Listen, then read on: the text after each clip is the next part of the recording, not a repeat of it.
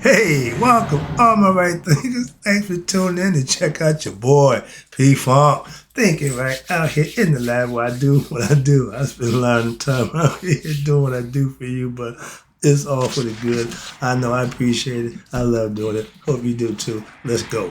Rightism, 25 rules to live by. Storytelling, story with a message. There's a message in the story for life. I give you life lessons. You tune in to receive them. I appreciate you. We got a good thing going. Let's do what we do. I got you. Right thinking mission, yeah, I'm on it, is to enlighten, inspire, educate, and motivate you, the individual, to a higher spiritual level of enlightenment. Right thinker's way of life, that's what it is, through mental and spiritual discipline, practice daily, will help and guide you to obtain your goal of spiritual enlightenment, aka know thyself. My mission is that all right thinkers know thyself. If you're a right thinker, your goal is to know thyself. You see where we're going with this? Let's get there together. So I ask the question, do you know you? You will when I'm through. It's rhetorical, but if you don't have an answer for yourself, tune in. I can help you with that. That's what I do for you. A person who knows not and knows not that they know not is foolish. Disregard them. A person who knows not and knows that they know not is simple, but you can teach them. That's why I do what I do for you. I appreciate you too. Stay tuned. I got more for you. A person who knows not and believe and think that they know is dangerous. Avoid them. I do. A person who knows and knows not that they know is spiritually asleep. I can awaken them. I'm a spiritual alarm clock here to wake you up with knowledge of self. A person who knows and knows that they know is wise. Follow them. All these persons reside in you. Right thinkers, know thyself. And to my yacht, be true. I got this sun glare coming on. This ain't the hour I need to be working. Well, I hate the sun at that point. It's going down and it's on the west side of me going behind me. So bear with me. Got a little sun glare. All right. I just gave the last lesson with Lord Capri. Okay. That was a different concept. Now we're going to deal with my man. That's Ra. Okay. In his form. You see him with the human body, but he had the falcon head with the sun disk and Uranus on top. He's the only one who had that. If you see him, his son, Heru, us, we had the falcon head. We don't have the sun disk, okay? We just wear the crown of Upper Lower Egypt. I'll show you that as we go. But this title right thinkers, let's talk about the deities and the myth of the creation. Remember, the stories that I'm telling you are myths. We know that. They're not literal. So understand that. And this ain't the Bible. I ain't tell you a whole bunch of 1 minute is this, next minute that. No, these are all mythological stories. Okay, I just try to break them down where we can manifest them and understand them. That's my goal. And that's what we call, I just showed you Lord Ra in his form. Let's talk about the myth of Ra, Asar Aset Heru. This is the story of life, me and you. Okay, quick lesson. And if you understand it, you get it, and you should be able to benefit from it. Why? Because it's something that you can use. The characters, or what we call deities of creation, can be seen. Hold on. Yeah, I'm sorry about that. Back to the lesson at hand. Now, the characters of, or deities that we call them, of the creation can be seen as spiritual principles, not superstitious belief. These are things that you can learn, understand, and manifest for yourself. That's the difference in the philosophy or right thinking philosophy, or the, what you call you, Netherlandian philosophy. Let's go. So, in principles which a person who considers him or herself to be a spiritual, aka right thinking aspirant, a learner, should follow. What? If these principles are followed, watch this, they allow you, the practitioner, to now develop those spiritual qualities that you're studying, that you're learning about. Why? By implementing them in what? Your daily life. Like my app tells you to practice this daily. And these will what? Lead to what? You ready? The ultimate goal, spiritual enlightenment. Everything I give you is to get you to become spiritually enlightened, aka to know thyself. Alright? Now, they can be seen as what they call a ladder from climbing from the bottom of creation, which is earth, to the top of creation, which is Heru, your divine self. How about that?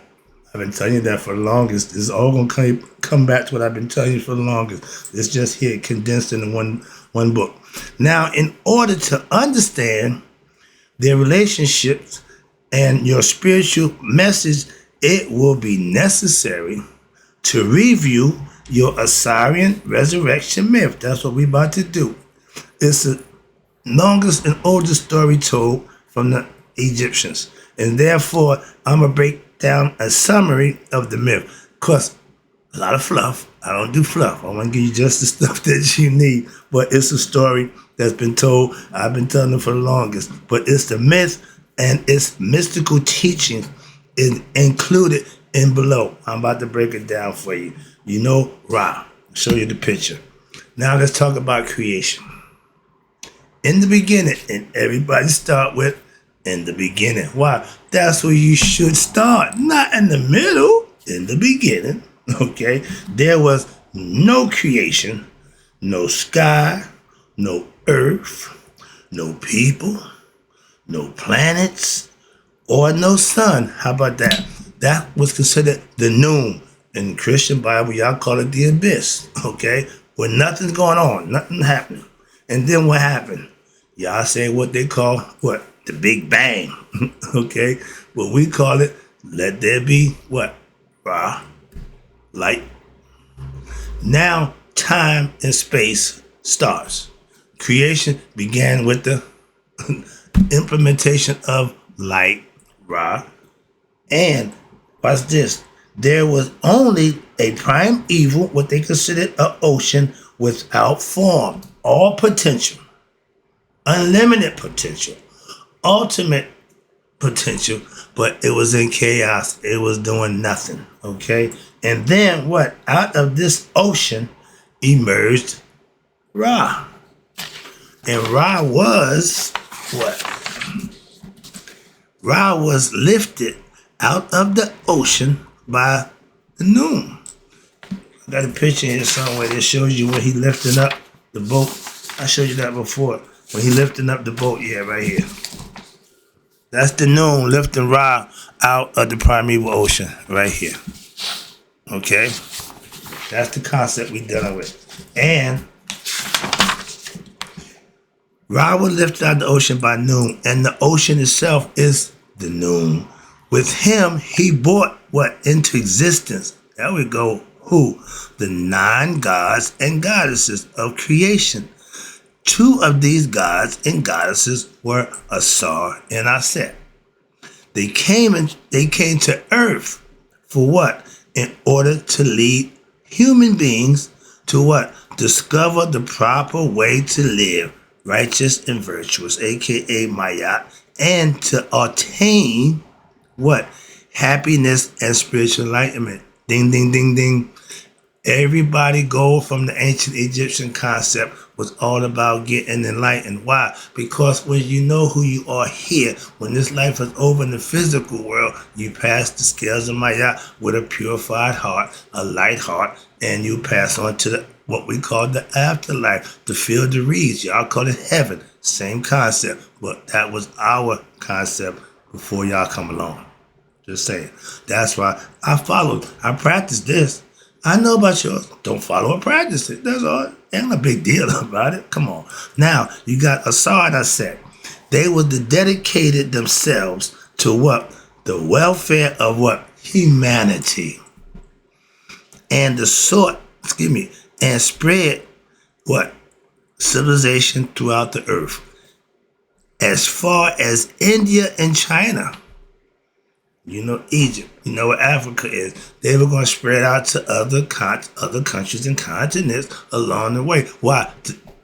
That's what they was doing. How you think they got all around the earth? At one time, we had one continent, all glad together. In time, Water rose, separate the land. You got North America over there. You got Africa over here. You got Europe. It broke off 7 different spots. Okay, again, that number 7 is always prevalent. And for some reason, that number 7, I got a lesson for that too. But everything was symbolic. Everything had a reason and a purpose. And those who understood the reason and purpose was the enlightened ones. The ignorant ones didn't get the symbolism and didn't understand what was being presented to them, so they failed. Reincarnated. Now, they went to China, they went as far as India and China, and sometimes Asar would travel around the world without Aset at his side. At other times, they would travel together by boat, not caravan. And quick tidbit, camels are not the original bearer for Egyptians. We use donkeys. The Arabs brought the camels in. So I like to throw that in every now and then, make you think I'm smart. Now, I said continued to rule over Egypt while Asar was traveling around the world doing his thing. During his absence from Asar from the kingdom, his brother Set had no opportunity to make innovations in the state. Why? Because Aset was on her game and was extremely vigilant in governing the country and always upon her guard and watchful for any irregularities or unrighteousness. She wasn't having it. Okay, so my husband gone. That's when they say when the cat's away, the mice will play. Aset wasn't having it. That was the concept. True mother. Now, upon here, where it get a little tricky. Now, this was a story, depending who you're teaching, depending how you want to guide the story. This is when a true storyteller can, sway the story, depending on how he want to teach and how he want to present it. I'm going to give you the clean version, the nice version. How about that? When I was going to do a show, late night show, I had a version that would knock your socks off. But I'll do the clean version. All right, here we go. Now, where you at? Upon Asar's return from his world tour, and carrying the teachings of wisdom abroad, there were merriment and rejoicing throughout the land. However, it's always a however, one day after Asar's return, through his lack of diligence, meaning he got a little comfortable, being politically correct. In business, meaning he really wasn't sharp. He got a little tipsy. Okay, my man, get him, Jamie Foxx. Blame it on the alcohol. Okay, so he became intoxicated, and he ended up sleeping with Seth's wife. He knew something was coming when they said what he lack of diligence. That means he got a little beside himself. But now the other story that I would tell when I was teaching a class, I would put it to you where Nethet and Aset was best friends, twins, always together. And Nethet, you know how women talk, can't get pregnant. She want a baby. Set can't make a baby, so she went and dressed up, presented herself as Aset, and they looked just alike, so that wasn't hard to do. But they made it easier to digest, but they made Asar be a little tipsy, intoxicated, but they was all set up. Okay, long story short, she was sharing because she wanted her sister to give birth. And what happened was, when Nethet gave birth to the baby, Aset took it. Why? Because Set was going to kill it. It wasn't his. But that's another story. But yeah, that's a good story, and I just tell it a little different depending on who I'm teaching it to. But the point was, he slept with Seth's wife. Now, if your brother sleep with your wife, you gonna forgive him, or you gonna kill him? You got a choice. Cain and Abel's story, when God was blessing Cain, and his brother got, blessed Abel, and Cain was jealous. This time, Asar and Set, same concept, but this one, Set, his wife slept with by his brother, Nethet. And Nethet always loved Asar. and sees what? The opportunity to get pregnant by Asar at the time when he was not too vigilant. Again, since what she looks just like I said, so it was easy to pull it off. Okay, twin sisters, yeah, been through all through life. They play tricks on the men, so it didn't start bad. It's been going on a long time. How about that? Moving on. Now, except for the headdress, that adds a result of the union with Asar. What happened? She got pregnant naturally. And in the Bible, every time the husband knows his wife, that's them having sex. How about that? When he knew her and yeah, they had a baby. Every time he knew they had a baby. So yeah, they was getting it in. All right. So they had a union, and from that union, they begot what we call Anubis, Ampu. All right. He represents spirit. Asar is spirit. Aset is mortality. They get together. They bring on a baby that represents what? Discernment. He's sharp as a tack. Okay, that's his job. That's his area of expertise, and that's a quality that you should adopt and learn also. I tell you, back in my Diddy Bopper days on the corner, my discernment was impeccable. Why? I never sold to an undercover cop. I never did nothing, not knowing who I was doing it with. That's why. That was discernment. I know that now. I just call it being on my game. The Set, who represents what? The personification of what? Evil forces. Set ain't the bad guy. Okay, he's just a little rough around the edges. He need to be reformed. That's why you have to control him yourself and put him in the servitude position where he got to serve you, not run you. Okay, but he plotted in what? His jealous anger, rage, and the blinding passion that prevents what? Forgiveness. When somebody do something to you and you can't forgive them, that's not their problem. It's really yours. Okay, understand that. And at that time, the rage and the anger in him won't let him forgive. So he's going to commit an act that he's going to maybe be sorry for, but he's going to commit the act. Why? That's what ego does. Okay, if it sees it, it's going to do it. So forgiving and understanding ain't in the cards. So he wanted to what? Take over and usurp the throne. And now he conspired to kill his brother. That's the first death, the first concept of death. Why? Because Set now, he secretly got his brother's measurements, okay, and Asar, and constructed a coffin, custom-made coffin. And back in them days, death wasn't a big deal to them. They planned for death, okay? So they don't get a free coffin. Anybody fit the coffin, big party, everybody there. And again, my man Asar got a little lack on his vigilance. He didn't see the plan. If I had slept with your wife, made a baby by her, I might not trust you. I might have to keep my eye on you. So the deal was big party, and he suckered them into landing the casket, which nobody could fit in it. And they said, well, I might want to give it a shot. And the guy said, oh, a perfect fit. And Seth said, it sure is. You're done. Sealed the casket, nailed it down with his 72 conspirators, and threw the casket in the Nile River. It floated down. That's the story. Okay, now that's what happened at the party. But now what happened? Set was able to what? Get Asar to try the casket on for size. Not a good idea.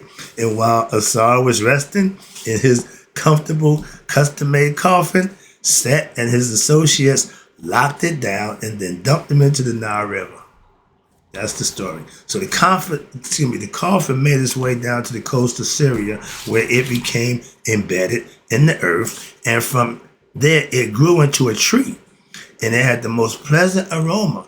And from it of the jed, or the jed is what is the symbol of Asar's back. Okay, the upper back part, and has 4 horizontal lines in relations to what? A firmly established straight column, and the jed column is symbolic, watch this, of what? Your upper energy centers from 4 to 7, okay? 4 being the heart, 5 being the throat, 6 being the third eye, 7 being the crown chakra. That's the 7 degrees of Masonry, the 7 colors of the rainbow, 7 days of the week, the 7 planets. 7 is a bad number, okay? It means a whole lot of stuff symbolically. And watch this. And that relates to what? Your levels of consciousness or your spiritual enlightenment. Again, that level of knowledge. So I'm going to stop right here. I see the clock. Got some fluff. Try to get around the fluff. I got another lesson coming for you shortly. But right now, I'm going to close out at Right Thinkers. May y'all live to be 100 miles a day. So I never know that my right thinkers have passed away. I'll be back with more lessons for you. It's starting to get good.